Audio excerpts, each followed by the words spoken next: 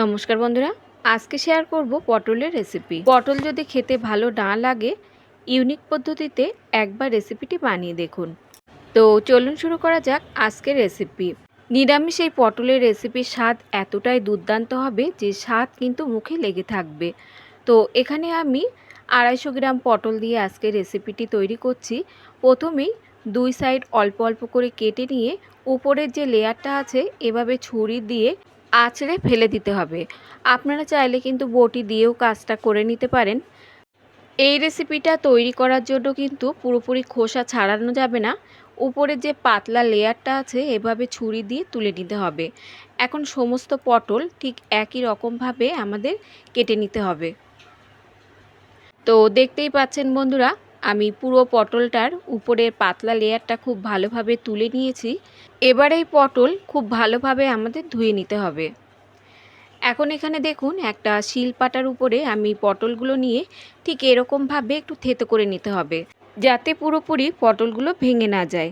ঠিক সেরকমভাবে থেতো করে নিতে হবে। পটলগুলো থেতো করে নেবার পর এখন আমরা এই রেসিপির জন্য একটা মশলা রেডি করে নেব। তো এখানে দেখুন আমি নিচ্ছি 2 চামচ মতো তিল আর সঙ্গে নিয়ে নিচ্ছি কয়েক টুকরো নারকেল। আপনারা চাইলে অল্প একটু পোস্ত এর মধ্যে যোগ করে দিতে পারেন। এখন অল্প অল্প জল দিয়ে একটা মিহি পেস্ট আমাদের রেডি করে নিতে হবে। চাইলে আপনারা ব্লেন্ডারে দিয়েও কিন্তু বেটে নিতে পারেন। বন্ধুরা, পটলের রেসিপি তো আপনারা অনেকভাবেই তৈরি করে থাকেন। তো একবার এইভাবে নিরামিষ এই রেসিপিটা তৈরি করে দেখুন, আঙুল চেটে খাওয়ার মতো স্বাদ হবে। তো এখানে মশলাটা আমার বাটা একদমই রেডি। এবার আমি একটা পাত্রে তুলে নিচ্ছি। এটাকে সাইডে রেখে এবার আমরা চলে যাব রান্নার দিকে। এখানে একটা প্যানের মধ্যে আমি নিয়ে নিচ্ছি 2 থেকে 3 চামচ মতো সাদা তেল। তেল ভালোভাবে গরম হলে দিয়ে দিচ্ছি এর মধ্যে সামান্য একটু লবণ। লবণ তেলের মধ্যে খুব ভালোভাবে মিশিয়ে নিতে হবে। এখন যে পটলগুলো আমরা থেতো করে রেখেছিলাম সেই পটলগুলো এর মধ্যে দিয়ে দেব। হাই হিটে রেখে পটলগুলো এখন আমাদের লালচে করে ভেজে নিতে হবে। এখন এই পটলগুলো উল্টে পাল্টে দুই পাশই হালকা লালচে করে ভেজে নিতে হবে। তো প্রায় 4 থেকে 5 মিনিট মতো ভাজার পর দেখুন পটলে বেশ একটা লালচে রং ধরে যাবার পর এখন এই পটলগুলো তুলে নেব।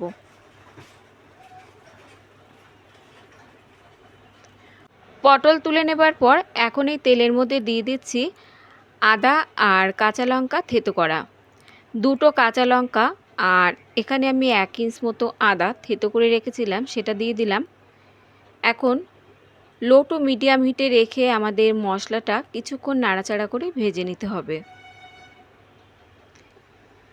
1 মিনিটের মতো ভেজে নেবার পর এখন এর মধ্যে যোগ করে দিচ্ছি আমি একটা বড় সাইজের কুচানো টমেটো। টমেটোটাও মশলার সঙ্গে দিয়ে আরও 1 মিনিটের মতো ভেজে নিতে হবে। এবার এর মধ্যে যোগ করে দিচ্ছি আমি স্বাদ মতো লবণ, দিয়ে দিচ্ছি হাফ চামচ মতো হলুদ গুঁড়ো, আর কালারের জন্য দিচ্ছি সামান্য একটু কাশ্মীরি লাল লঙ্কার গুঁড়ো। আর যে মশলাটা আমরা বেটে রেখেছিলাম সেটাও যোগ করে দিচ্ছি, আর বাটিটা ধুয়ে সামান্য একটু জল যোগ করে দিচ্ছি। এখন লো টু মিডিয়াম হিটে রেখে আমাদের মশলাটা বেশ ভালো করে কষিয়ে নিতে হবে, যতক্ষণ এই টমেটোটা মশলার সঙ্গে একদম গলে যাচ্ছে আর মশলা থেকে তেলটা ছেড়ে যায় ততক্ষণ পর্যন্ত কিন্তু মশলাটা খুব ভালোভাবে কষিয়ে নিতে হবে। তো এখানে আমি 2 মিনিটের মতো ঢাকা দিয়ে রেখে দিচ্ছি যাতে টমেটোটা একটু নরম হয়ে যায়। মিনিট 2 পর ঢাকনাটা তুলে নিচ্ছি। টমেটো কিন্তু এখানে বেশ নরম হয়ে গেছে। এখন এই মশলার সঙ্গে এভাবে একটু হাতা দিয়ে ঘেঁটে দিতে হবে। মশলাটা কষাতে কষাতেই দেখুন তেলটা কিন্তু ছেড়ে গেছে মশলা থেকে। তো মশলাটা কষানো কিন্তু আমাদের একদম রেডি। এখন এর মধ্যে আমি দিয়ে দিচ্ছি সামান্য একটু চিনি। চিনি দিয়ে খুব ভালো করে মিশিয়ে নেব। এবার এর মধ্যে আমি দিয়ে দেব ছোট 1 বাটি জল। এখানে কিন্তু খুব বেশি পাতলা ঝোল হবে না, রান্নার পর একদমই মাখা মাখা হবে।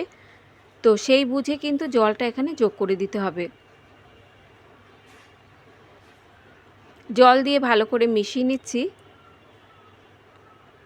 এবার ঝোলটা ফুটে উঠলে পটল দিয়ে আমাদের 4 থেকে 5 মিনিটের মতো রান্না করলেই কিন্তু রেডি হয়ে যাবে দারুণ সুস্বাদু এই পটলের রেসিপি।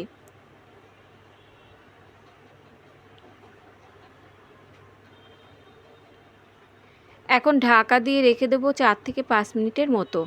তো এই পটল হতে থাকুক, ততক্ষণ আরও একটা মশলা আমরা এখানে রেডি করে নেব।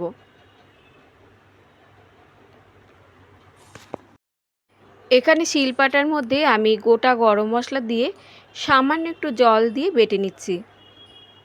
বন্ধুরা, এই রান্নাতে গুঁড়ো গরম মশলা না দিয়ে যদি এভাবে একটু বেটে দেন তাহলে তার স্বাদ কিন্তু আরও দ্বিগুণ হবে। অন্যদিকে 5 মিনিট পর আমি ঢাকনাটা তুলে নিচ্ছি।